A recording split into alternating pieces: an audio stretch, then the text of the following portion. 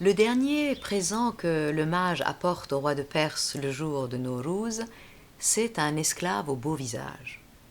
Alors évidemment, à l'époque, il y avait des esclaves dans les cours royales. Aujourd'hui, on n'offrirait plus un cadeau aussi étrange. Mais cet esclave au beau visage, il ne faut pas le prendre trop littéralement.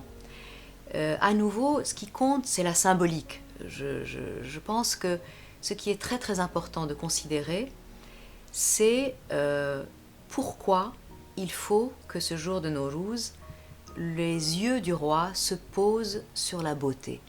En général, la beauté, puisque tout ce qu'on lui apporte est beau, c'est l'or, l'argent, ce qui est la verdure germée, les coupes d'or avec du vin, tous ces objets sont beaux, même l'arc, la flèche, le calame et l'encrier, tout cela contribue en fait à créer un effet de beauté.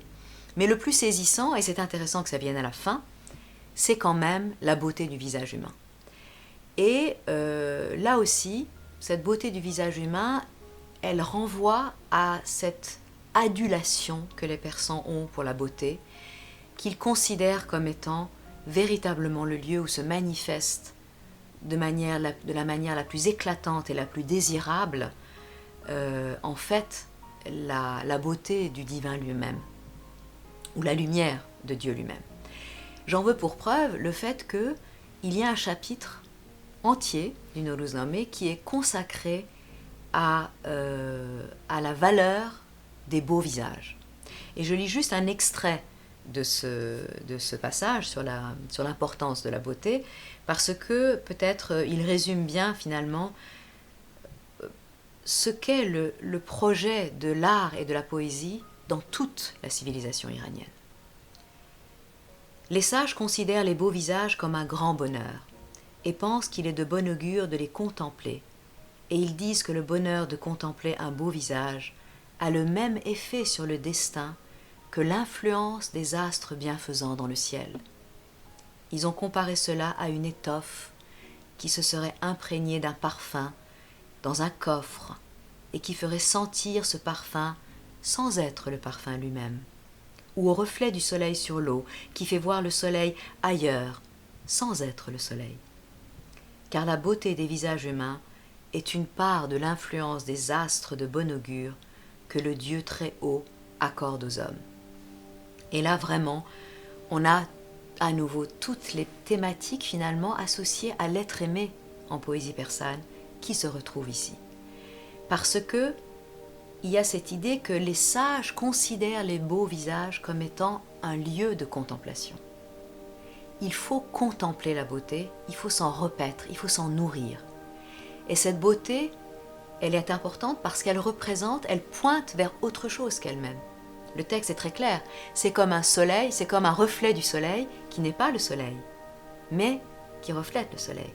C'est comme un parfum qui n'est pas l'être lui-même, mais qui fait sentir à travers justement le délice de l'olfaction ce que c'est que le délice de la présence de l'être aimé.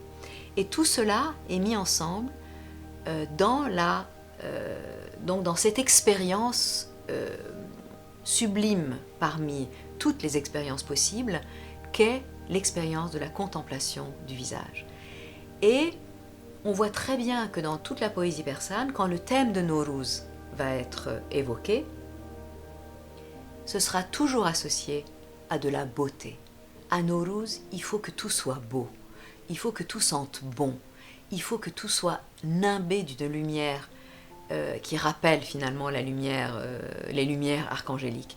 Donc tout dans Nowruz doit devenir objet de contemplation, de méditation sur le fait que finalement la beauté de la création, qui se manifeste éminemment au printemps, bien sûr, à travers aussi la beauté des fleurs, des arbres, de toute cette nature qui se renouvelle.